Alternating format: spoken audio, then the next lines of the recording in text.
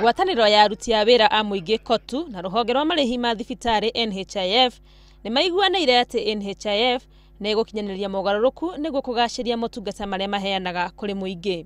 Motungata maya nĩ ta kũheana ndawa na macini cia ũrigitani ĩmwe kwa ĩmwe kũrĩ mathibitarĩ nĩguo kũhũrana na mathĩna marĩa magũmĩire rũhonge rwa ũgima wa mwĩrĩ. Oho KOTU yugĩte nĩ gũcarania na arĩa mataneanaga marĩhi marĩa marenga aruti ao a wĩra na ĩmathitange igoti-inĩ. They will be prosecuted, and those also who fail to register their employees with National Hospital Insurance Fund, there will be a penalty for them. KOTU nĩ ĩgathĩrĩirie NHIF nĩ ũrĩa ĩgacĩrithĩtie motungata marĩa ĩheanaga kũrĩ mũingĩ. NHIF nĩ ĩranĩire gũthiĩ na mbere gwĩka mogarũrũku nĩguo kũmahotithia gũthiĩ na mbere kũhe mũingĩ wa bũrũri motungata mega makĩria.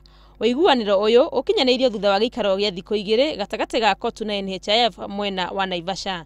Handũ-inĩ ha Inooro TV, rĩtwa rĩakwa nĩ Wangũi wa Mwangi.